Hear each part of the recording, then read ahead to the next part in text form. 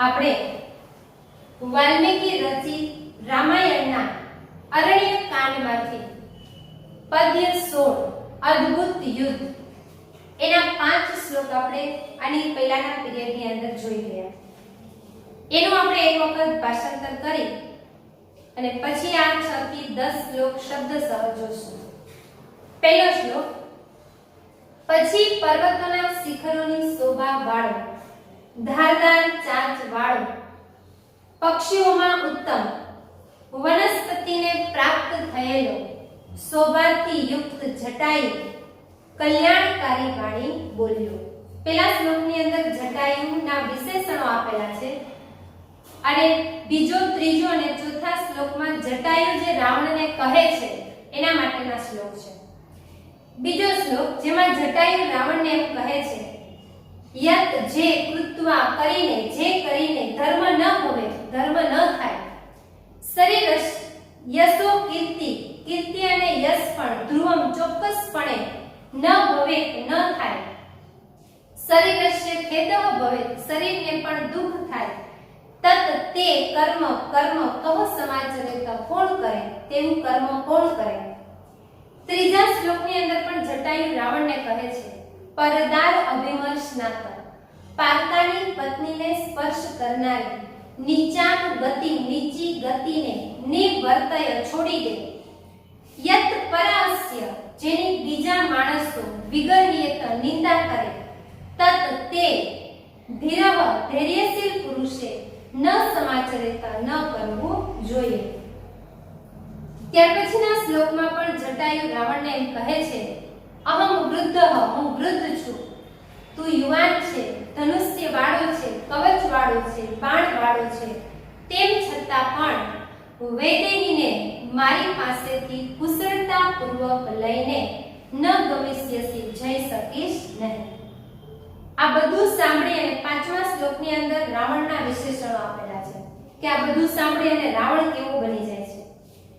ઇતિ ઉક્ત એમ કહીને ક્રોધ તામ્રક્ષ, ક્રોધના કારણે તાંબા જેવી લાલ આંખો વાળો, તપ્ત કાંચન કુંડલ, તપેલા સોના જેવા કુંડળ વાળો, અમર્ષણ ક્રોધી, રાક્ષસેન્દ્ર અપી, રાક્ષસોનો રાજા રાવણ, પતગેન્દ્ર પક્ષીઓના રાજા જટાયુ પાછળ અભિદુદ્રાવ દોડ્યો. 6થા શ્લોકથી આપણે શબ્દશઃ ભાષાંતર જોઈએ કે હવે જટાયુ અને રાવણ વચ્ચે યુદ્ધ થવાનું છે અને એ યુદ્ધ બે માલ્યવાન પર્વતો સાથે સરખાવેલું છે. ત્યારે ગૃધ રાક્ષસયોઃ તદા, ગીધ અને રાક્ષસ વચ્ચે, ગૃધ રાક્ષસયોઃ એટલે ગીધ અને રાક્ષસ, ગીધ અને રાક્ષસ ઇતરેતર દ્વંદ્વ સમાસ બને.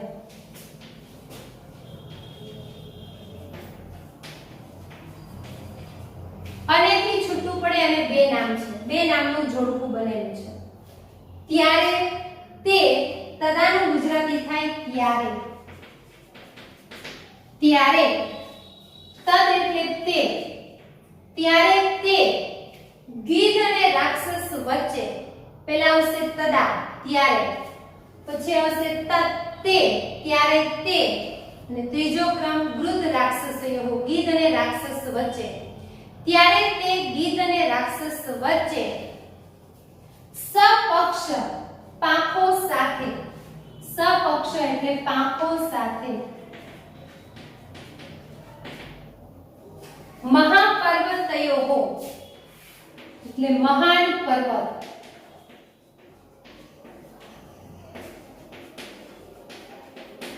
મહાન પર્વત એવા જાણે, ત્યાં સંધિ છૂટી પડે મહાપર્વતયોઃ પ્લસ ઈવ, ઈવ એટલે જાણે, મહાન પર્વત એવા જાણે બે માલ્યવતોયો, માલ્યવતો એટલે માલ્યવાન પર્વતો,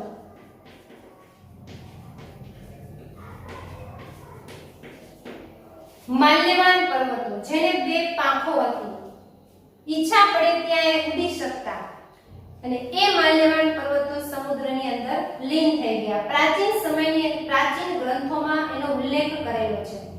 અત્યારે આ માલ્યવાન પર્વતો છે નહીં. ત્યારે તે ગીધ અને રાક્ષસ વચ્ચે પાંખો સાથે મહાન પર્વત એવા જાણે ઈવ એટલે જાણે બે માલ્યવાન પર્વતો વચ્ચે અદ્ભુત યુદ્ધ બભુવ એટલે થયું, બભુવ એનું ગુજરાતી થાય થયું, અદ્ભુત યુદ્ધ થયું. રાવણ અને જટાયુ વચ્ચે જે યુદ્ધ થાય છે એ યુદ્ધ જાણે કે બે માલ્યવાન પર્વતો વચ્ચે યુદ્ધ થતું હોય એ યુદ્ધની સાથે માલ્યવાન પર્વતોની સાથે આ બંનેનું યુદ્ધ સરખાવે છે. જાણે કે માલ્યવાન પર્વતો યુદ્ધ કરી રહ્યા હોય એવું યુદ્ધ આ રાવણ અને જટાયુ વચ્ચે થઈ રહ્યું છે.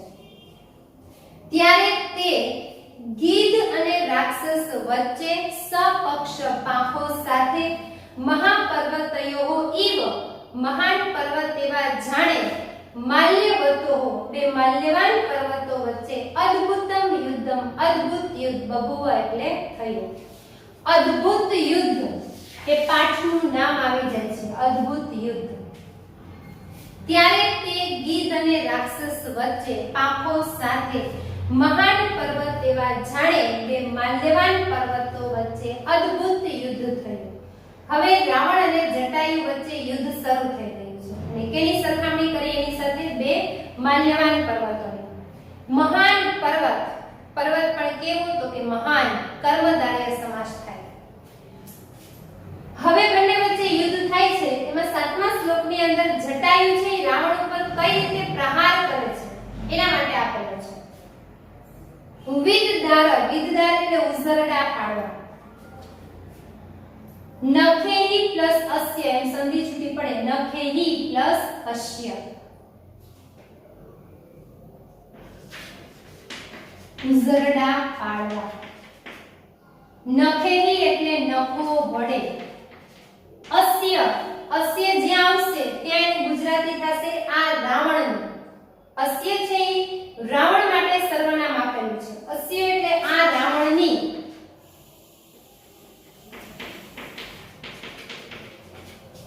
અસ્ય જ્યાં પણ આવશે ત્યાં એ અસ્ય સર્વનામ છે એ રાવણ માટે વપરાયેલું છે. એટલે અસ્ય એટલે આની એટલે કોની તો કે આ રાવણ. અસ્યનું ગુજરાતી આની એટલું જ થાય, પણ આની એટલે અહીંયા કોના માટે છે તો કે રાવણ માટે. આ રાવણની પુષ્ઠે પીઠ પર તુંડમ એટલે ચાંચ, અહીંથી ભાષાંતર શરૂ થશે અસ્ય. આ રાવણની પીઠ પર ચાંચ સમર્પયન મૂકીને, સમર્પયન એટલે મૂકીને, આ રાવણની પીઠ પર ચાંચ મૂકીને. જટાયુ છે રાવણની પીઠ ઉપર ચાંચ મૂકી દે છે અને જટાયુની ચાંચ તો કેવડી મોટી હોય એટલે આ રાવણની પીઠ પર ચાંચ મૂકીને નખેહી નખો વડે વિદદાર ઉઝરડા પાડ્યા. ઉઝરડા પાડ્યા એટલે નખથી જે લીસોટા થઈ જાય એ. આ રાવણની પીઠ પર ચાંચ મૂકીને નખોથી ઉઝરડા પાડ્યા. પછી નખ પક્ષ મુખમ આયુધ, નખ પાંખ અને ચાંચ જેવા શસ્ત્ર વડે. આયુધ એટલે શસ્ત્ર. નખ પાંખ અને ચાંચ ઉત્તરેતર દ્વંદ્વ સમાસ થાય. નખ પાંખ અને ચાંચ જેવા શસ્ત્રો વડે આ રાવણના, અસ્ય એટલે આ રાવણના કેસાન એટલે વાળોને, ઉત્પાટ્યામાસ, અહીંયા સંધિ છૂટી પડે ઉત્પાટ્યામાસ. ઉત્પાટ્યામાસ એટલે ઉખાડી નાખ્યા. વાળોને પણ ઉખાડી નાખ્યા. ઉત્પાટ્યામાસ. આ રાવણની પીઠ પર ચાંચ મૂકીને નખોથી ઉઝરડા પાડ્યા. પછી નખ પાંખ અને ચાંચ જેવા શસ્ત્રો વડે રાવણના વાળોને પણ ઉખાડી નાખ્યા. અસ્ય આ રાવણની પુષ્ઠ પીઠ પર તુંડમ ચાંચ સમર્પયન મૂકીને નખેહી નખોથી વિદદાર ઉઝરડા પાડ્યા. પછી નખ પક્ષ મુખમ આયુધ, નખ પાંખ અને ચાંચ જેવા શસ્ત્રો વડે કેસાન વાળોને પણ ઉત્પાટ્યામાસ ઉખાડી નાખ્યા. આ રાવણની પીઠ પર ચાંચ મૂકીને નખોથી ઉઝરડા પાડ્યા. પછી નવ પાંખ અને ચાંચ જેવા શસ્ત્રો વડે રાવણના વાળોને પણ ઉખાડી નાખ્યા. 8મા શ્લોકની અંદર રાવણ પાસે જે ધનુષ્ય હતું એ ધનુષ્યને પણ જટાયુ તોડી નાખે છે, એના માટે શ્લોક આપેલો છે. અસ્ય તતઃ એટલે પછી અસ્ય કોના માટે વપરાય તો કે આનું એટલે આ રાવણનું. અસ્ય શબ્દ જ્યાં આવશે એ રાવણનું સર્વનામ આપેલું છે. અસ્ય એટલે આ રાવણનું. તતઃ એટલે પછી મહાતેજા મહાન તેજસ્વી.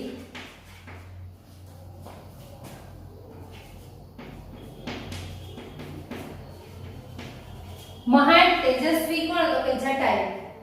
તેજસ્વી મહાન તેજસ્વી કર્મધારય સમાસ પણ થઈ શકે અને બહુવ્રીહી સમાસ પણ થઈ શકે.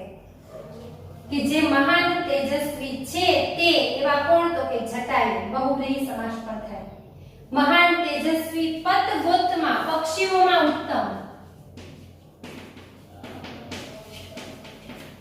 આપણે પક્ષીઓમાં ઉત્તમ એના માટે પહેલા શ્લોકની અંદર પણ એક શબ્દ આવી ગયો જેમાં હતું ખગોતમા. ખગોતમા એટલે પણ પક્ષીઓમાં ઉત્તમ. અને પતગોત્તમા એટલે પણ પક્ષીઓમાં ઉત્તમ.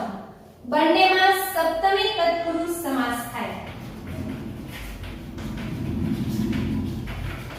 અને બંને સમાનાર્થી શબ્દો છે.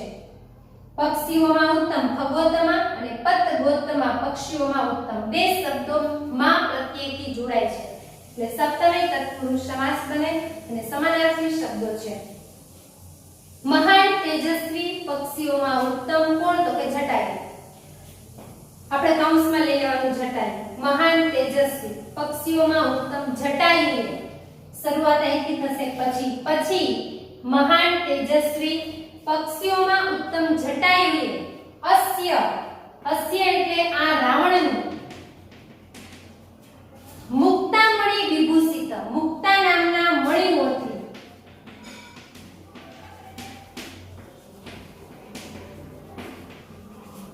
વિભૂષિત એટલે સુશોભિત.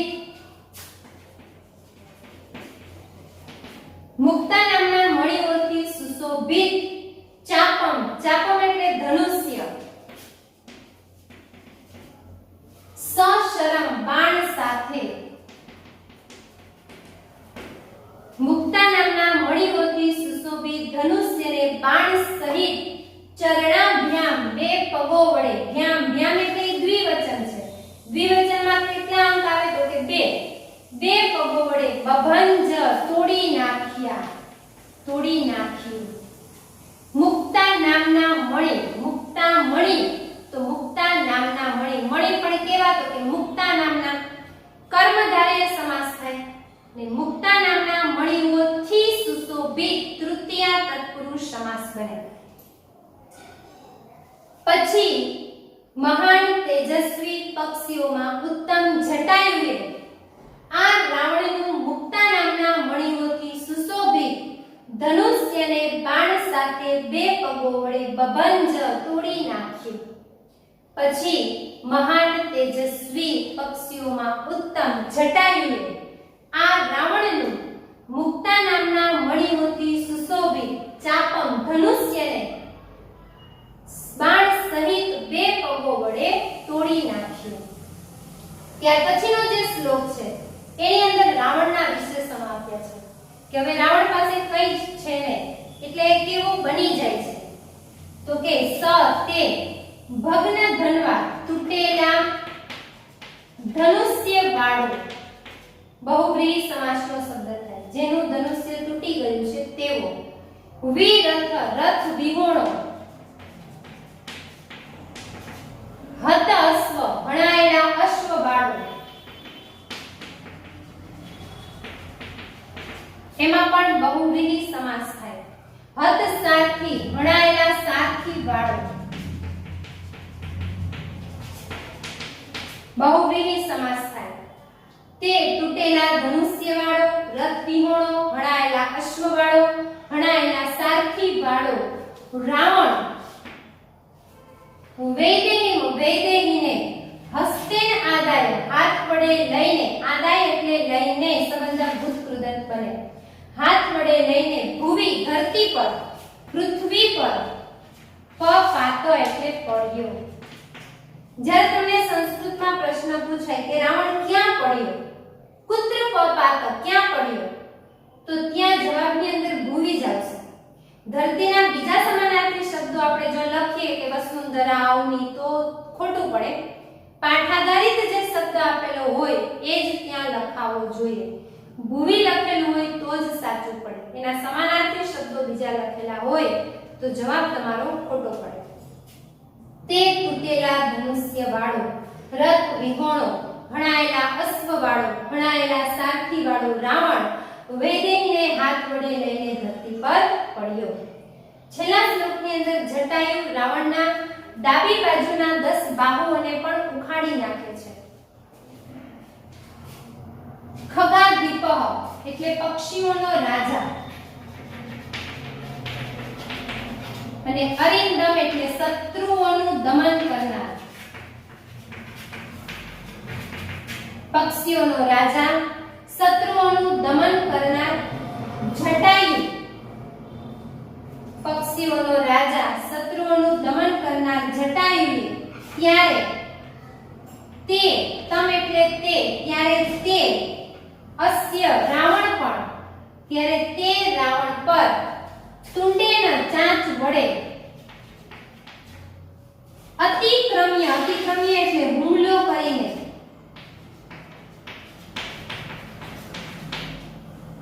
પહેલો ક્રમ આવશે ખગાદીપઃ પક્ષીઓનો રાજા, અરિંદમ શત્રુઓનું દમન કરનાર. ત્રીજો ક્રમ આવશે જટાયુ, જટાયુએ. પછી ચોથો ક્રમ ત્યારે, તમ એટલે તે, ત્યારે તે, અસ્ય રાવણ પર, ત્યાં આવશે છઠ્ઠો ક્રમ. તુંડેના ચાંચ વડે સાતમો ક્રમ અને અહીંયા આઠમો ક્રમ અતિક્રમ્ય. પક્ષીઓનો રાજા, શત્રુઓનું દમન કરનાર જટાયુએ ત્યારે તે રાવણ પર ચાંચ વડે હુમલો કરીને વામ બાહુના ડાબી બાજુના 10 બાહુઓને, નવમો ક્રમ, ડાબી બાજુના 10 બાહુઓને વ્યપાહરત એટલે ઉખાડી નાખ્યા.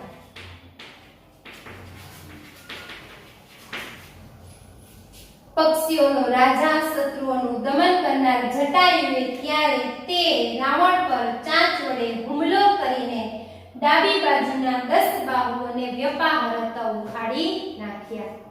પક્ષીઓનો રાજા, શત્રુઓનું દમન કરનાર જટાયુએ ત્યારે તે રાવણ પર ચાંચ વડે હુમલો કરીને ડાબી બાજુના 10 બાહુઓને ઉખાડી નાખ્યા. વામ બાહુ કર્મધારય સમાસ થાય. બાહુ પણ કેવા તો કે ડાબી બાજુના, ડાબું જમણું વિશેષણ કહેવાય કે કર્મધારય સમાસનો શબ્દ છે. પક્ષીઓનો રાજા ષષ્ઠી તત્પુરુષ સમાસ થાય. ખગાદીપઃ, ખગાદીપઃ પક્ષીઓનો રાજા, અરિંદમ શત્રુઓનું દમન કરનાર, જટાયુ, જટાયુએ તદા ત્યારે, તમ તે, અસ્ય રાવણ પર તુંડેના ચાંચ વડે અતિક્રમ્ય હુમલો કરીને વામ બાહુ 10 ડાબી બાજુના 10 બાહુઓને વ્યપાહરત ઉખાડી નાખ્યા. તો અહીં આપણું આ અદ્ભુત યુદ્ધ એ શબ્દશઃ ભાષાંતર પૂરું થાય છે. હજી એક વખત આપણે આ પાંચે શ્લોકનું એકવાર ભાષાંતર જોઈ લઈએ અને પછી આપણે સ્વાધ્યાય જોઈશું. ત્યારે તે ગીધ અને રાક્ષસ વચ્ચે પાંખો સાથે મહાન પર્વત એવા જાણે બે માલ્યવાન, પાંખો સાથે મહાન પર્વત એવા જાણે બે માલ્યવાન પર્વતો વચ્ચે અદ્ભુત યુદ્ધ થયું. સાતમો શ્લોક. આ રાવણની પીઠ પર ચાંચ મૂકીને નખોથી ઉઝરડા પાડ્યા, પછી નખ, પાંખ અને ચાંચ જેવા શસ્ત્રો વડે રાવણના વાળોને પણ ઉખાડી નાખ્યા. ઉત્પાટિયા માંસ એટલે પણ ઉખાડી નાખ્યું ને વ્યપાહરત એટલે પણ ઉખાડી નાખ્યું. જો આપણને પ્રશ્ન પૂછાય તો ઉત્પાટિયા માંસથી પ્રશ્ન પૂછાય તો જવાબમાં કેસાન આવે. વ્યપાહરતથી પ્રશ્ન પૂછાય તો જવાબમાં વામ બાહુ 10 આવશે. આ યાદ રાખવાનું છે. ઉખાડી નાખ્યા પણ વ્યપાહરતથી હોય તો વામ બાહુ 10 અને ઉત્પાટિયા માસથી હોય તો કેસાન જવાબ આવશે. 8મો શ્લોક. પછી મહાન તેજસ્વી પક્ષીઓમાં ઉત્તમ જટાયુએ આ રાવણનું મુક્તા નામના મણીઓથી સુશોભિત ધનુષ્યને 2 પગો વડે બભંજ તોડી નાખ્યું. 9મા શ્લોકની અંદર હવે રાવણના વિશેષણો છે કે તે તૂટેલા ધનુષ્ય વાળો, રથ વિહોણો, ભણાયેલા અશ્વ વાળો, ભણાયેલા સારથી વાળો રાવણ વૈદેહીને હાથ વડે લઈને ધરતી પર પડ્યો. 10મા શ્લોકની અંદર પક્ષીઓનો રાજા શત્રુઓનું દમન કરનાર જટાયુએ ત્યારે તે રાવણ પર ચાંચ વડે હુમલો કરીને ડાબી બાજુના 10 બાહુઓને વ્યપાહરત ઉખાડી નાખ્યા. તો અહીં આપણું આ અદ્ભુત યુદ્ધ પદ્ય પૂરું થાય છે. અર્થ વિસ્તાર કે શ્લોક પૂર્તિ આમાંથી પૂછાશે નહીં. આપણે સંસ્કૃતના પ્રશ્ન જોઈએ તો પહેલો પ્રશ્ન છે કે શ્રીમાન જટાયુ કીદૃશિમ ગિરામ વ્યાહરત, કેવી વાણી બોલ્યો? તો શુભામ, એમાં આવશે શુભામ, કલ્યાણકારી. જટાયુ અને રાવણમાં કોણ વૃદ્ધ અને કોણ યુવાન? તો જટાયુ વૃદ્ધ, ચ રાવણ યુવાન. રાવણનું ચાપમ એટલે ધનુષ્ય, ચાપમનો અર્થ થાય ધનુષ્ય. કીદૃશિમ આશિત, કેવું હતું? તો કે રાવણનું ધનુષ્ય મુક્તામણી વિભૂષિત, મુક્તા નામના મણીઓથી સુશોભિત હતું. ભગ્ન ધનવા રાવણ, તૂટેલા ધનુષ્ય વાળો રાવણ. પુત્ર પપાત, ક્યાં પડ્યું? તો કે ભૂવી, ધરતી પર. જટાયુએ રાવણનું કિમ ઉત્પાટ્યા માસ, ઉખાડી નાખ્યું. તો ઉત્પાટ્યા માસ તો કેસાન આવશે. પણ જો પ્રશ્ન એમ પૂછાય કે જટાયુ રાવણનું કિમ વ્યપાહરત, તો આવશે વામ બાહુ 10. ખગોત્તમા સમાસની અંદર પક્ષીઓમાં ઉત્તમ, સપ્તમી તત્પુરુષ સમાસ. તીક્ષ્ણ તુંડ, ધારદાર ચાંચ વાળો, બહુવ્રીહી સમાસ. ભગ્ન ધનવા, તૂટેલા ધનુષ્ય વાળો, બહુવ્રીહી સમાસ. હત સારથી, હણાયેલા સારથી વાળો, બહુવ્રીહી સમાસ. વામ બાહુ, કર્મધારય સમાસ. અને ક્રોધ મૂર્છિત, ક્રોધથી મૂર્છિત, થી પ્રત્યેથી 2 શબ્દો જોડાય, તૃતીયા તત્પુરુષ સમાસ. ત્યાર પછી અનુનાસિક વર્ણ લખવાના છે. જે અનુનાસિક વર્ણ આપણે શુદ્ધિકરણની અંદર પૂછાય. 3 માર્ક્સનો પેરેગ્રાફ હોય જેમાં 3 શબ્દો શુદ્ધ કરીને લખવાના હોય, એમાં આવા જ શબ્દો હોય છે. એને આપણે જોઈએ તો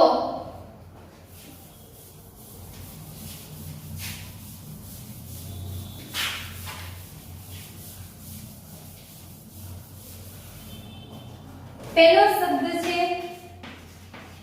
તીક્ષ્ણ તુંડ, બીજો શબ્દ છે બભંજ અને ત્રીજો શબ્દ છે અરિંદમ. તો આપણે નિયમ શીખી ગયા છીએ કે જેમાં આપણે આ કોષ્ટક યાદ રાખવું પડે.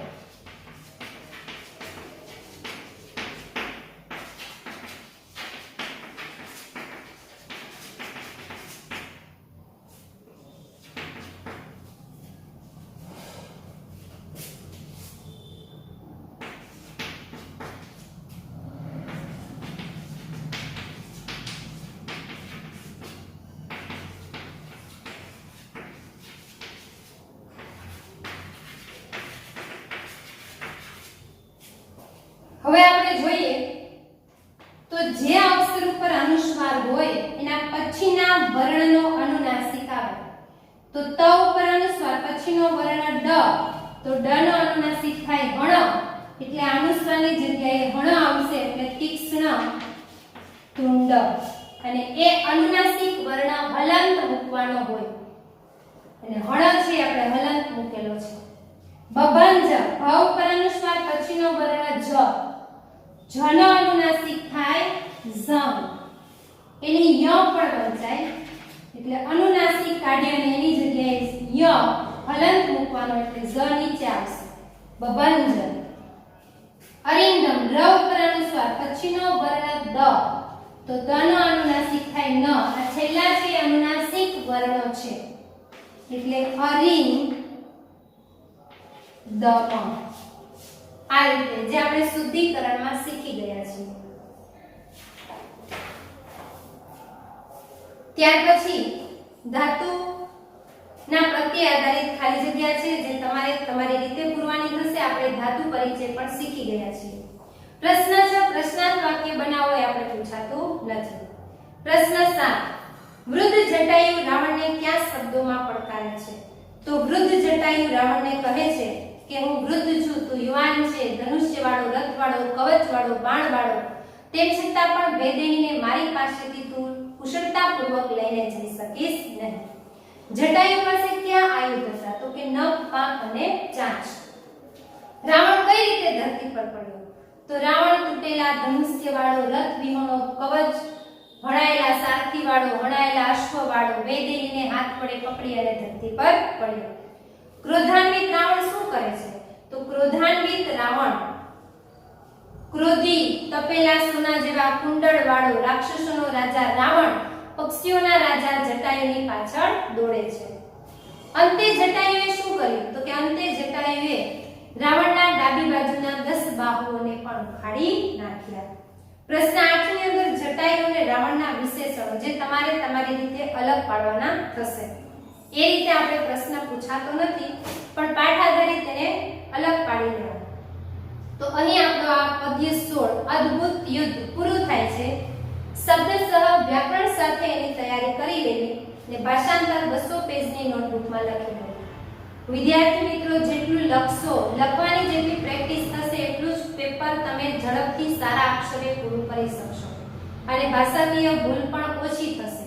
તો સાથે સાથે આપણે તૈયારી કરીએ તો એની સાથે લખવાની પણ પ્રેક્ટિસ રાખવી. હવે આપણે આના પછીના પીરિયડની અંદર નવા પાઠ સાથે મળીશું. પાઠ 17 એ નવા પાઠ સાથે આપણે ફરી મળીશું. અસ્તુ જય.